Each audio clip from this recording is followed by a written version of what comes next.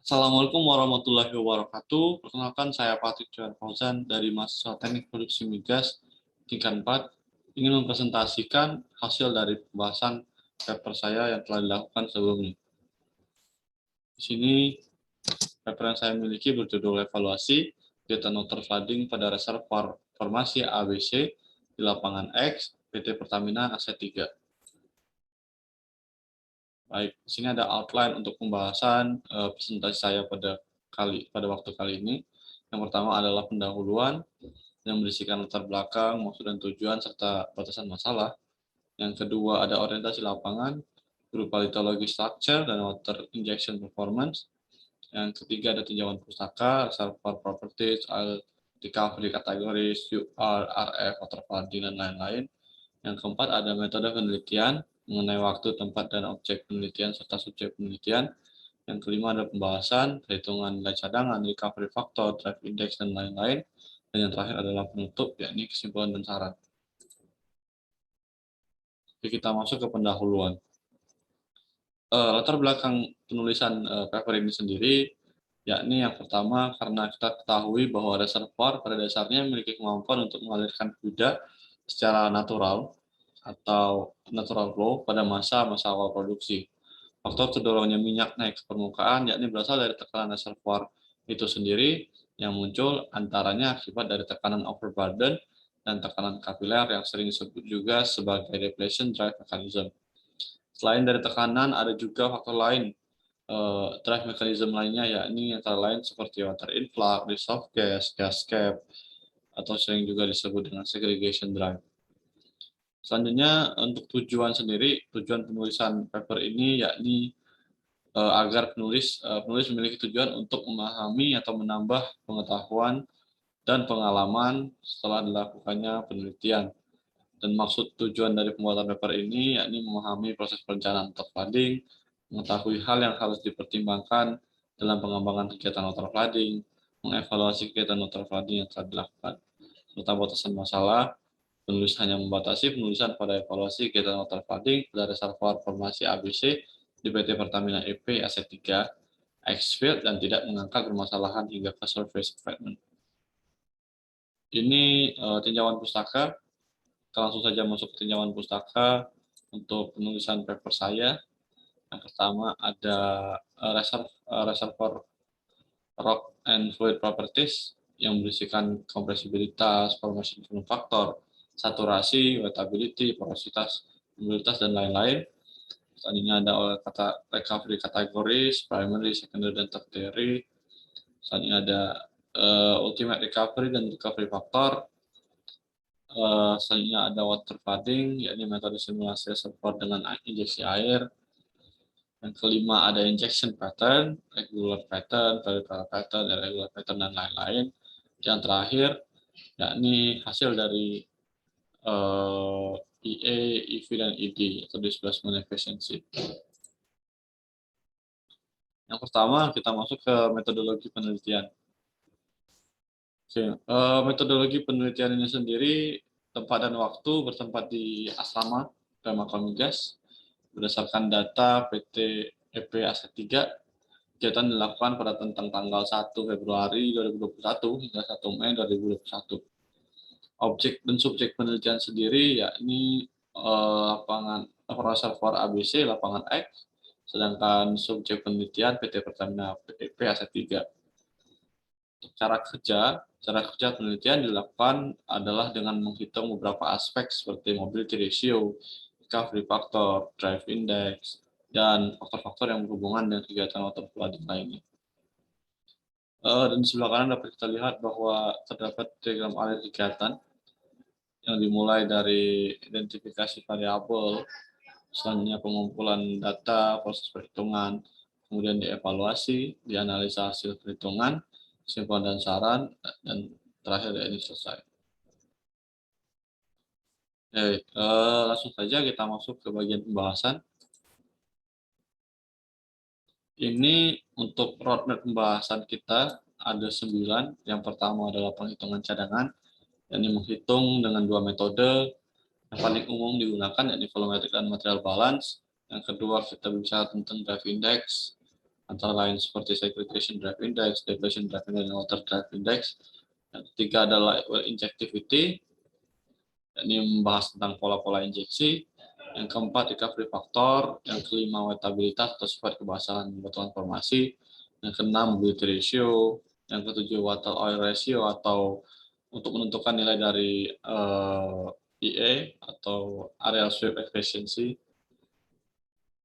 Yang ke-8 ada displacement efficiency, menentukan nilai ED atau ya ED. Kemudian yang 9 adalah water flooding efficiency, yakni yang disimbolkan dengan simbol AR. ER. Baik, yang pertama dilakukan perhitungan dengan dua metode, yakni volumetric dan material balance. Untuk volumetric sendiri dibagi menjadi dua, yakni secara manual dengan deterministik. Didapati hasil sebesar 193 atau 193,89 juta stock tank barrel, yang mana berdasarkan dengan data lapangan yang telah ada, acuan lapangan yakni sebesar 193,69 juta stock tank barrel, maka nilai error yang didapat adalah 0,1%. Sedangkan dengan metode probabilistik dengan menggunakan software, didapat juga bahwa oil in place yang didapat yakni 193,407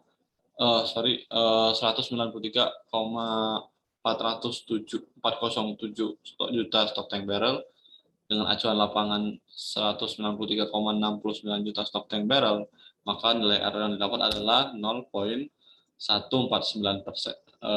atau boleh dibilang sangat kecil. Selanjutnya yakni perhitungan dengan metode material balance. Metode material balance sendiri didapatkan hasil 189 juta stok tank barrel, yang mana apabila kita bandingkan dengan acuan lapangan yang dipakai, yakni terdapat error sebesar 2%, yang mana masih dalam kategori wajar. Maka dapat disimpulkan bahwa cadangan yang digunakan atau yang menjadi acuan lapangan layak untuk digunakan. Selanjutnya kita akan berbicara mengenai drive index, karena dalam hukum Havlena NOD, sebagaimana yang kita ketahui bahwa apabila suatu reservoir pada dasarnya telah terdorong menggunakan air atau sistemnya sendiri telah terdiri dari water drive index, maka tidak cocok untuk dilakukan kegiatan water injection atau water flooding. Jadi setelah dihitung menggunakan metode Havlena NOD, kita mendapatkan bahwa segregation drive index-nya itu sendiri 0 karena tidak terdapat gas pada mula-mula atau di atas bubble point line, maka nilai segregation drive index-nya adalah 0 karena nilai M adalah 0.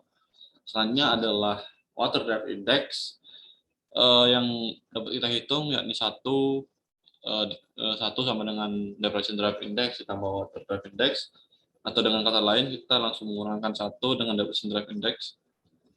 Baik, depletion drive index sendiri didapat sebesar 79%, maka water drive index-nya adalah 21%. Kondisi reservoir pada saat nilai BO terhitung yakni pada tahun 2005 ke bawah belum begitu dominan, dan ini indikator baik untuk dilakukan water flooding. Dapat dilihat bahwa penentuan ini bisa juga kita lihat dari kondisi awal reservoir di diagram fasa yang ada di samping.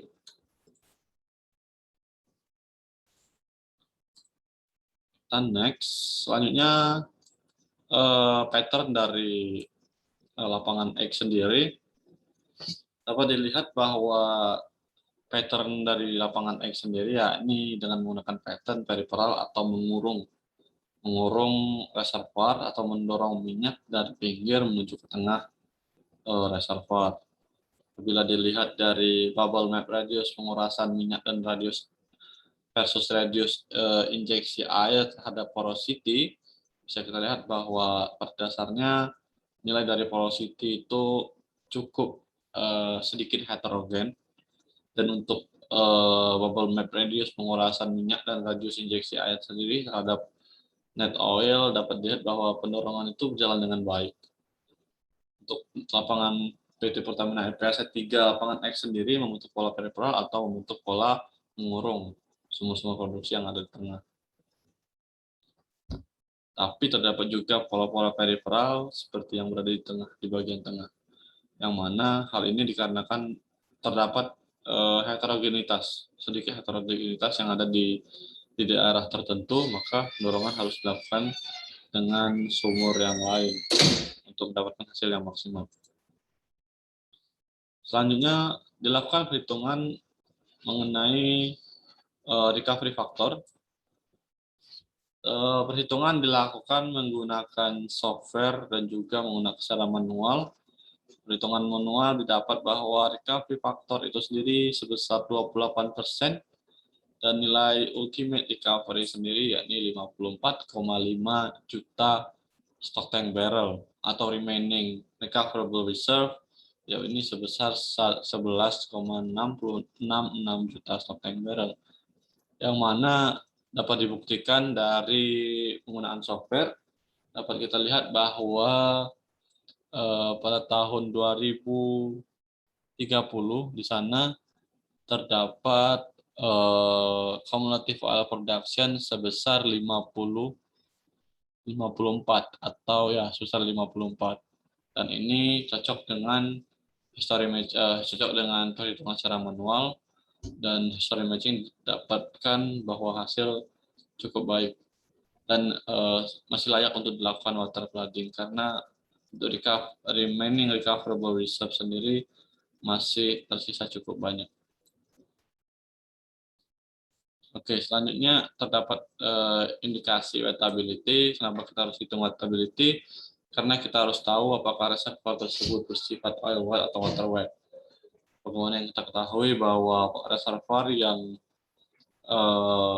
bersifat oil wet atau batuannya itu menyerap atau menarik minyak tidak cocok dilakukan water flooding, atau mungkin dapat dilakukan penambahan aditif seperti surfaktan.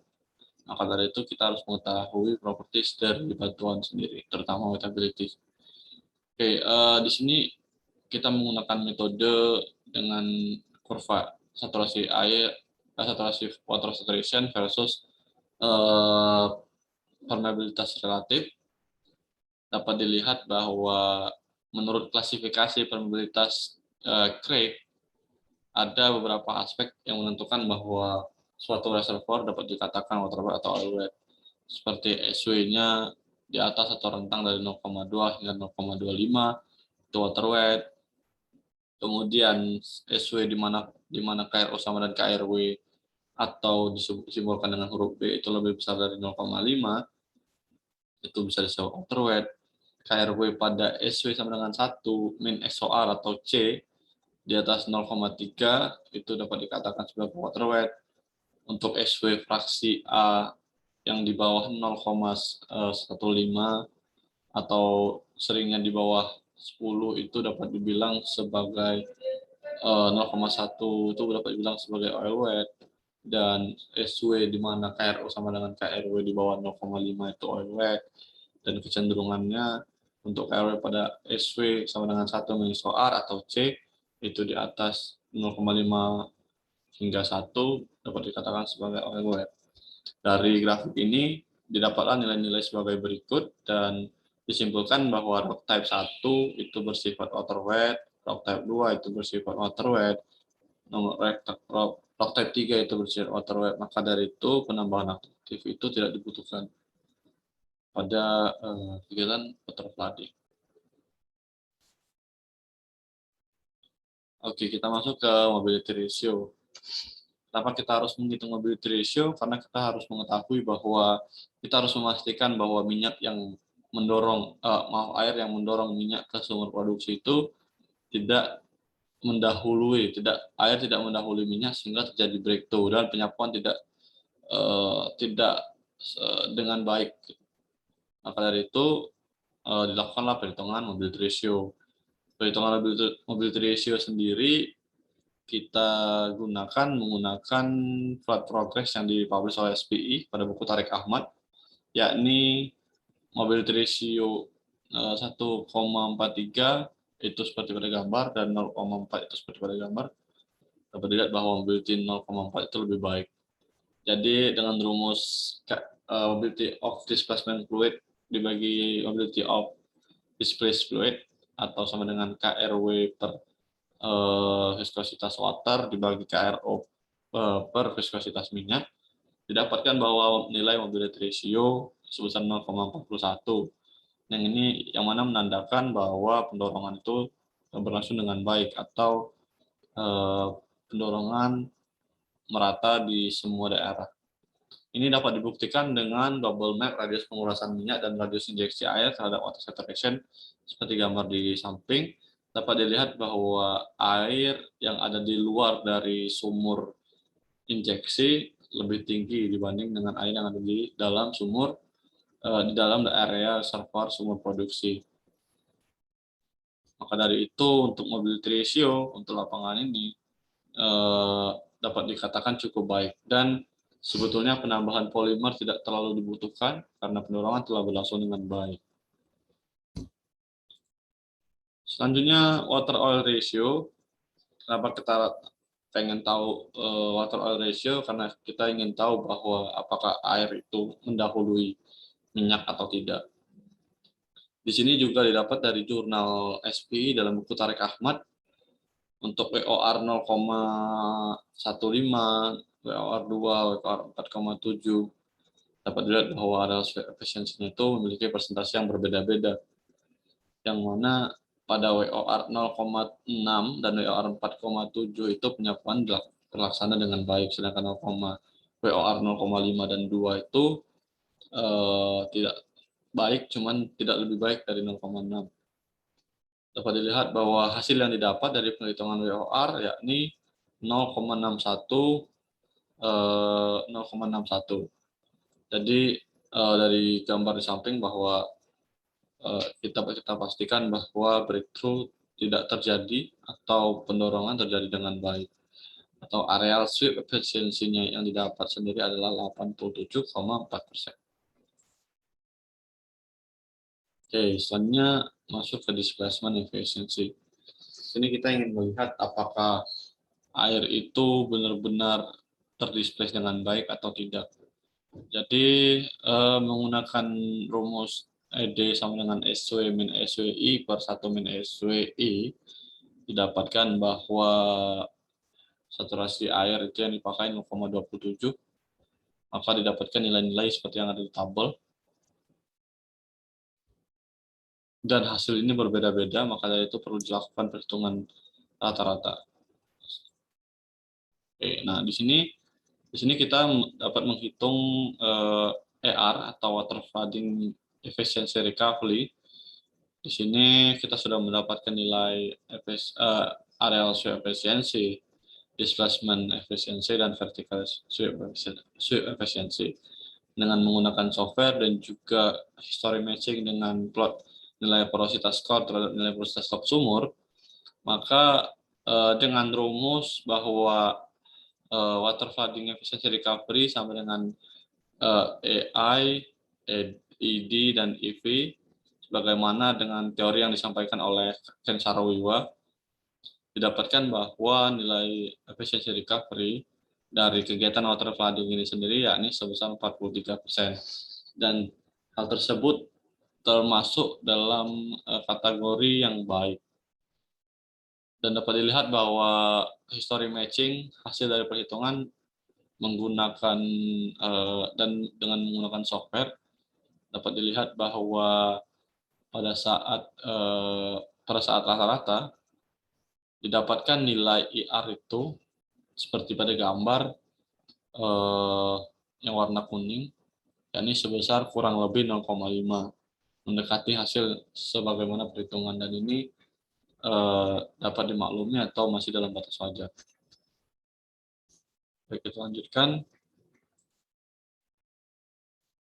Ini hasil-hasil yang didapat dari variabel-variabel perhitungan. Kita masuk ke dalam kesimpulan. Dari pembahasan sebelumnya, kita telah dapat menyimpulkan bahwa kegiatan water flooding harus direncanakan dengan baik. Terdapat beberapa variabel yang harus dipertimbangkan sebelum memulai melakukan suatu kegiatan water flooding. Semua variabel yang menjadi pertimbangan akan menentukan seberapa besar keuntungan yang akan didapat dan juga seberapa besar biaya yang harus dikeluarkan, karena pada dasarnya Segala bentuk stimulasi reservoir bertujuan untuk meningkatkan keuntungan perusahaan. Apabila ditemui faktor-faktor yang menyebabkan kerugian, maka stimulasi bukanlah jalan yang baik untuk dilakukan. Dan saran-sarannya sendiri, yakni yang pertama dapat dilakukan penelitian lebih lanjut mengenai kemenerusan air, injeksi dengan menggunakan metode tracer loss measurement, dan selanjutnya ada data-data untuk evaluasi akan lebih baik apabila diperbanyak untuk memperbesar validitas dalam perhitungan. Dan yang terakhir yakni dapat melakukan analisa perhitungan lebih lanjut mengenai cost management kegiatan water flooding. Terakhir dari saya mungkin itu saja. Saya ucapkan terima kasih banyak. Semoga memahami apa yang telah saya sampaikan. Assalamualaikum warahmatullahi wabarakatuh.